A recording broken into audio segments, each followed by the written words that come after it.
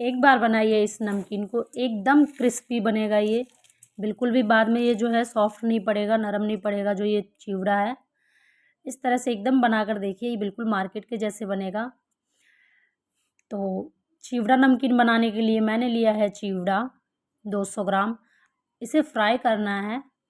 ये देखिए मोटे वाले जो चिवड़ा होते हैं वो लिया है मैंने। अब एक कढ़ाई में मैंने तेल गरम कर लिया है, इसमें एक चिवड़ा डाल के देख लीजिए थोड़ा सा। ये देखिए एकदम से कैसे ये अलग हो फूल गया है। अब इसे निकाल लीजिए और ये देखिए इस तरह के स्ट्रेन में जो है छन्नी में आप डालकर, वैसे भी डाल सकते हैं आप। ये देखिए इस तरह से डाल दीजिए और ये एकदम से अच्छा क्रिस्पी फ्राई होगा, तेल ज़्यादा ऑब्जर्व नहीं करेगा ये।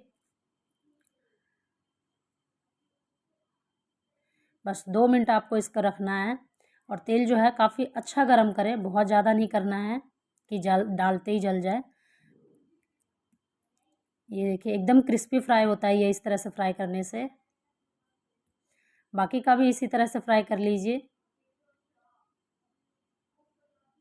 ये देखिए बस 2 मिनट के लिए डालना है और इसे निकाल लेना है।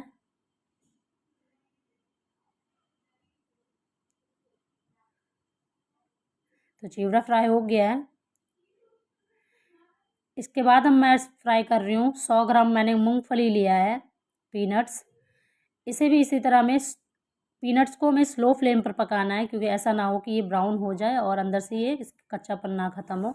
तो हमें स्लो फ्लेम पर इसे 2 से 3 मिनट के लिए इसी तरह रखना है और जब इसमें से चटकने की आवाज़ आने लग जाए तो समझिए कि आपका जो मूंगफली है वो रोस्ट हो चुका है, फ्राई हो चुका है। अब इसे निकाल लेते हैं।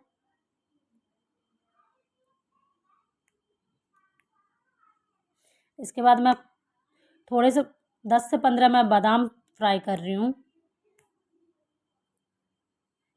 इसे भी स्लो फ्लेम पर फ्राई करना है और 2 मिनट इसे इसी तरह रखे रहिए। इसमें से भी चटकने की आवाज़ आने लग जाएगी। ये देखिए इस तरह से ये चटक जाएगा।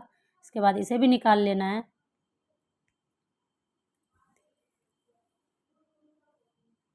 ये देखिए हो गया, बहुत ज़्यादा नहीं फ्राई करना है इसे।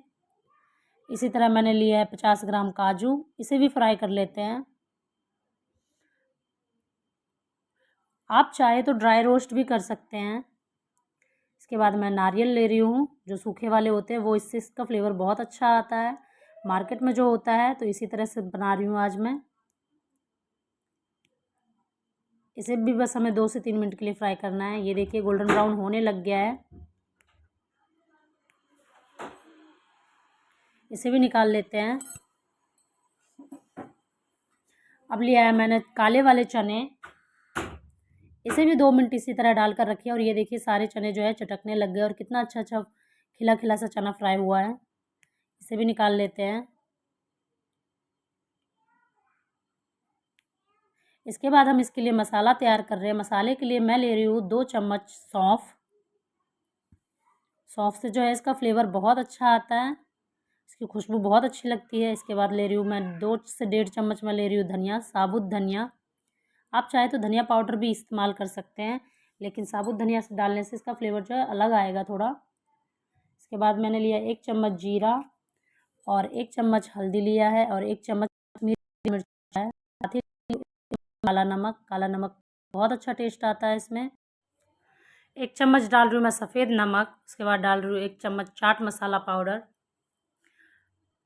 अब इन सबको अच्छी तरह से आप मिक्स कर लीजिए। आप चाहे तो नॉर्मल वाला मिर्च भी डाल सकते हैं अगर आपको ज़्यादा चटपटा पसंद है तो। ये देखिए इस मिक्स कर लिया है। अब मैंने कुछ करी पत्ता को फ्राई कर लिया है, फ्रेश करी पत्ता जो होता है, इसे फ्राई कर लिया है। अब इसे निकाल लेते हैं। उसके बाद मैं ले रही हूँ थोड़ा सा 2 चम्मच सरसों का तेल ले रही हूँ मैं। आप जो तेल खाते हैं आप वो यूज़ कर सकते हैं। इसके बाद इसमें मैं डाल रही हूँ जो मसाले हमने तैयार किया था वो डाल देना। इसे फ्राई करना है मसालों को 2 से 3 मिनट चलाते हुए।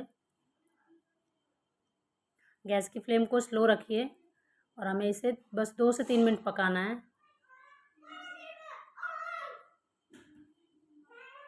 ये देखिए 2 से 3 मिनट चलाते हुए इस तरह से पका लेना है। आप अपने अकॉर्डिंग कम क्वांटिटी कम या ज़्यादा रख सकते हैं। चिवड़ा जो देखिए कितना अच्छा फ्राई हुआ है, ये एकदम क्रिस्पी और खिला खिला फ्राई हुआ है एकदम ही। इसमें बिल्कुल भी इसमें तेल ऑब्जर्व नहीं हुआ है। तो ये देखिए चिवड़ा कितना अच्छा है, एकदम क्रिस्पी फ्राई हुआ है ये। आप इसे एक साथ फ्राई करके काफ़ी दिनों के लिए स्टोर करके रख सकते हैं। ये देखिए इसमें डाल रही हूँ मैं अब फ्राई किया हुआ मूंगफली, इसके बाद फ्राई किया हुआ काजू, इसके बाद डाल रही हूँ मैं फ्राई किया हुआ नारियल, अब डाल देती हूँ फ्राई किया हुआ बादाम, फिर डाल देना है फ्राई किया हुआ चना,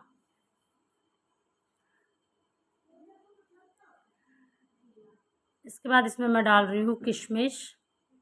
मैं इसे मार्केट जैसा इस बिल्कुल बना रही हूँ। इसके बाद मैं डाल रही हूँ सेव, ये मैंने मार्केट से लिया है। इनमें से कोई भी चीज़ अगर आपको ना पसंद हो तो आप उसे स्किप कर सकते हैं। इसके बाद मैं डाल रही हूँ करी पत्ता से खुशबू बहुत अच्छा आता है, फ्लेवर बहुत अच्छा आता है। अब इन सबको मिक्स कर लीजिए।